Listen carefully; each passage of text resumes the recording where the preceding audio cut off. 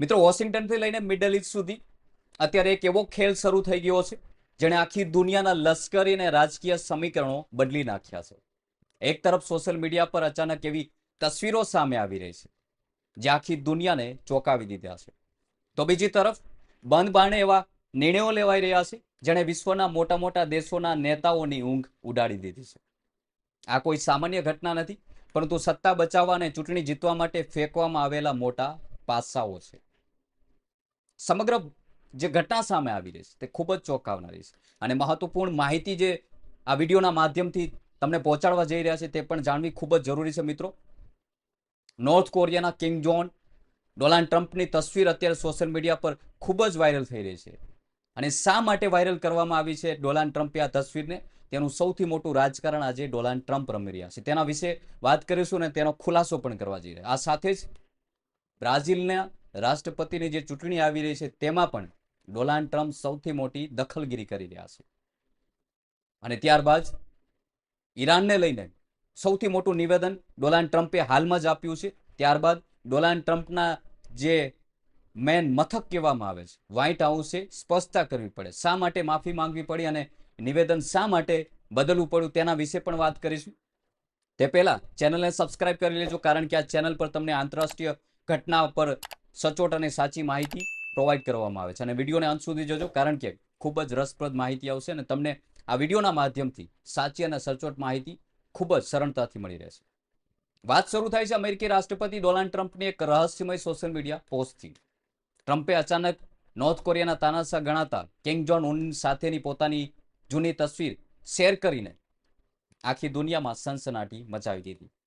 આ ફોટામાં king John ભલે અત્યંત ગુસ્સામાં અને ગંભીર દેખાતા હોય, પરંતુ ટ્રમ્પે મજાકના અંદાજમાં લખ્યું છે પોસ્ટ કરતા, ફોટો શેર કરતા, કે અમારા બંને વચ્ચે બહુ સારો તાલમેલ છે અને અમે સારા મિત્ર છીએ અને અમારી સાથે હસતી ઘણી બધી તસવીરો છે, એટલે કે મુસ્કુરાએ જે મુસ્કાન હોય તેવી તસવીરો ઘણી બધી છે.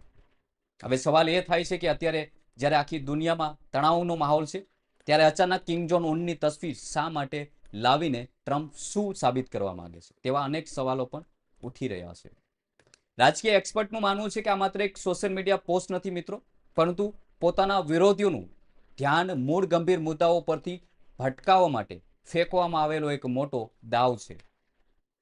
આ સોશિયલ મીડિયા પોસ્ટ વચ્ચે ટ્રમ્પે મિડલ ઈસ્ટના મોરચે ઈરાનને લઈને અત્યંત આક્રમક અને વિવાદાસ્પદ નિવેદન આપીને નવો ભૂકંપ લાવ્યો હતો. ટ્રમ્પે જાહેરમાં કહ્યું હતું કે એકવાર અમે ઈરાનને સંપૂર્ણપણે હરાવી દઈશું, તે પછી સ્ટેટ ઓફ હોર્મુઝ જેવા વૈશ્વિક દરિયાઈ માર્ગને અમેરિકાનો વિસ્તાર જાહેર કરી દેશું. આ નિવેદન આવતાની સાથે જ દુનિયાભરમાં ખળભળાટ મચી ગયો. આ નિવેદન આવતાની સાથે જ વિશ્વભરમાં ચર્ચાનો વિષય બની ગયો અને આ નિવેદન આવતાની સાથે જ ઈરાનના વિદેશ મંત્રાલયમાં ભારે રોષ ફેલાઈ ગયો. જોકે સ્થિતિ બગડતી જોઈને વ્હાઇટ હાઉસે તરત જ સ્પષ્ટતા કરી કે રાષ્ટ્રપતિ માત્ર મજાક કરી રહ્યા હતા. હવે તેની મજાક કરવાની આદત કેવી છે એ આખી વિશ્વ જાણે છે. વિશ્વના તેલ વેપાર માટે આ દરિયાઈ રસ્તો કેટલો મહત્વનો છે તે આખું વિશ્વ જાણે છે. અમેરિકી સ્ટેટકોમ સતત વેપારી જહાજોના રૂટ બદલી રહી છે જેથી ઈરાનની નાકાબંધી જાળવી રાખી શકાય, તેના પરમાણુ મથકો પર દબાણ બનાવી શકાય અને સાથે સાથે આંતરરાષ્ટ્રીય બજારમાં ક્રૂડ ઓઇલના ભાવ પણ નિયંત્રણમાં અને કાબૂમાં રાખી શકાય. આ બધી દોડધામ અને આક્રમક નિવેદનો પાછળનું અસલી કારણ જાણવું પણ ખૂબ જ જરૂરી છે અને કારણ છે અમેરિકામાં આવેલી મહત્વપૂર્ણ મિડ ટર્મ ચૂંટણી, જેને સામાન્ય ભાષામાં મધ્યવધિ ચૂંટણી કહેવામાં આવે છે અને તે ડોનાલ્ડ ટ્રમ્પ માટે ખૂબ જ જરૂરી છે અને તેના કારણે જ તેઓ મોટું રાજકારણ રમી રહ્યા છે તેવા આંતરરાષ્ટ્રીય દાવા સોશિયલ મીડિયા પર કરવામાં આવ્યા છે. ટ્રમ્પ પ્રશાસન માટે આ બે સૌથી મોટા પ્રાથમિકતાઓ છે. ટ્રમ્પ પ્રશાસન માટે તેના વિશે જાણવું પણ ખૂબ જ જરૂરી છે. પહેલી પ્રાથમિકતા એ છે કે અમેરિકન જનતા માટે પેટ્રોલ ડીઝલના ભાવ સસ્તા રહે અને મોંઘવારી કાબૂમાં રહે. અને બીજી પ્રાથમિકતા એ છે કે ઈરાન ક્યારેય પરમાણુ બોમ્બ ન બનાવી શકે. ચૂંટણી નજીક આવી રહી હોવાથી જો તેલના ભાવ વધશે કે મોંઘવારી ભડકશે તો ટ્રમ્પની પાર્ટી માટે ચૂંટણી જીતવી ખૂબ જ મુશ્કેલ બની જશે અને લોઢાના ચણા ચવા બરાબર થશે. આથી પંપો પર તેલના ભાવ સ્થિર રાખવા માટે વૈશ્વિક સ્તરે આ પ્રકારના રાજકીય અને સૈન્ય પાસા ફેંકવામાં આવી રહ્યા છે ટ્રમ્પ દ્વારા. આ દરમિયાન અમેરિકાની આ નીતિઓનો પડઘો છેક લેટિન અમેરિકા સુધી પણ પહોંચી ગયો છે મિત્રો.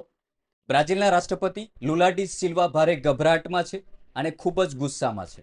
લુલાને ડર છે કે બ્રાઝિલની આગામી રાષ્ટ્રપતિ ચૂંટણીમાં રાઇટ વિંગ નેતા ફ્લાવિયો બોલ્સોનારો જીતી જશે. આ ડરના કારણે લુલાએ ટ્રમ્પ સાથે જોડાયેલી કેટલીક રાજદારી મંજૂરીઓ પણ અટકાવી દીધી છે.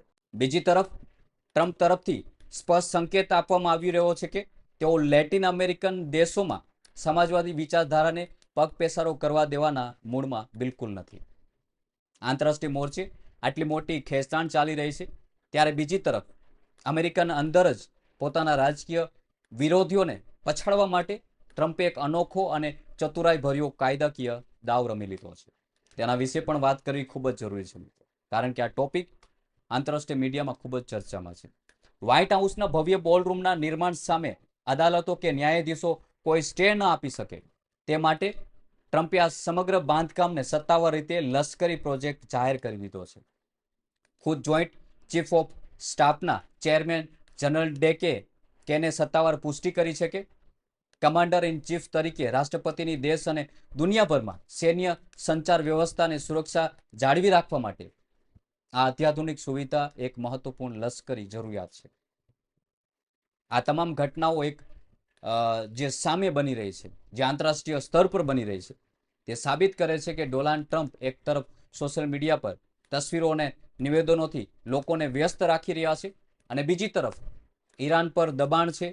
બ્રાઝિલની ચૂંટણીમાં પ્રભાવ અને ઘર આંગણે કાયદાકીય નિર્ણયો લઈને પોતાના પક્ષને મજબૂત કરી રહ્યા છે.